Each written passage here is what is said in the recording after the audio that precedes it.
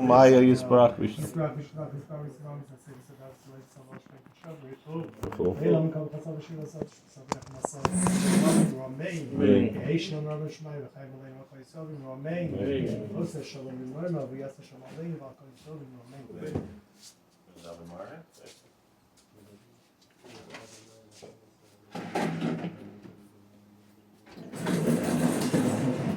This particular story, I tell about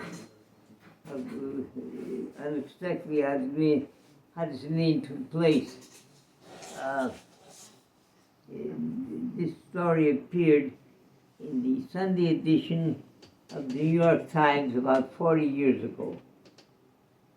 It told a story by a Jew, an assimilated Jew. He hadn't been in a shul since his bar mitzvah. He was some 40 years old, had been for some 30 years in the shul since his bar mitzvah. And he was so assimilated that he undertook a business trip to Germany, and arrived there on the second day of Rosh Hashanah. He arrived in Germany on the second day of Rosh Hashanah, and he was met by a driver from the firm that he was going to do business with. In his tours, Asher Shemei Tshuva, he was invited to the home of a German and for a dinner.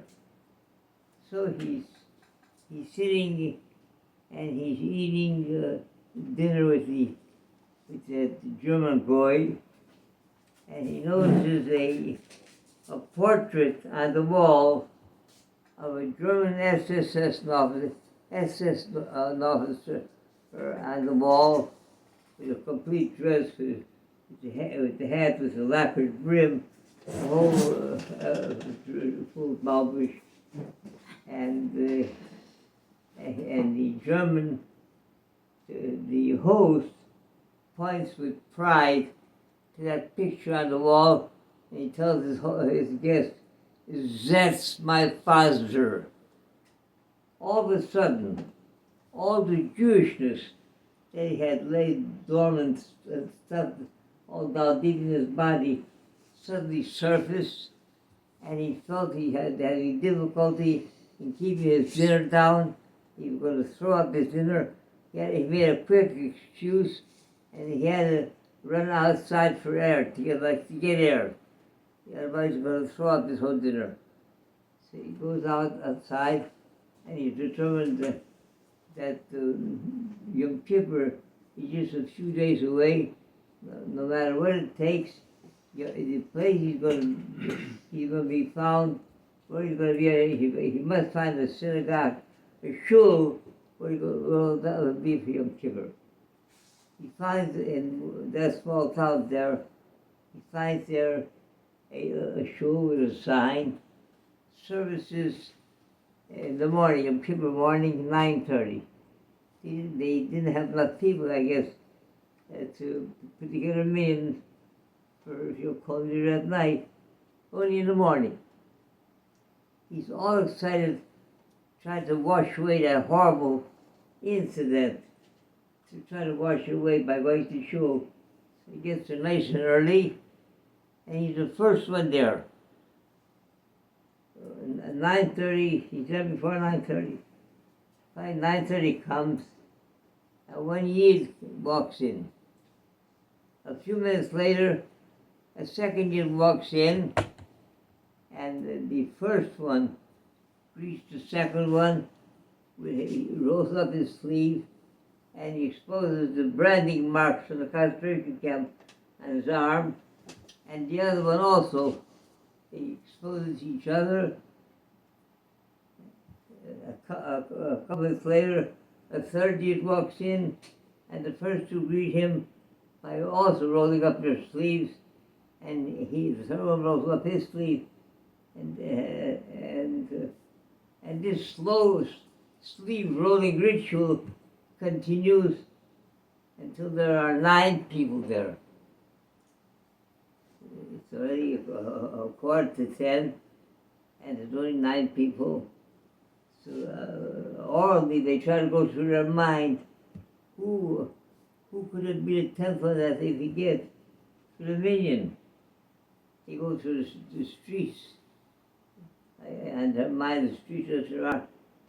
They can't come up with anything. They go through remember the mailboxes that there are. Whatever they do, they can't come up with a temple. They can't get with a temple. They can't answer, but now we're on minyan. They sit down, and then, by your boy, a Pensian walks in.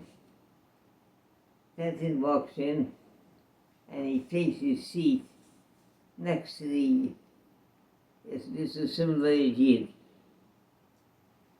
So he starts to tell the temple that walks in, starts to tell this assimilated Yid his background. He says he comes from Plainfield, New Jersey, and he goes every year for Rosh Hashanah.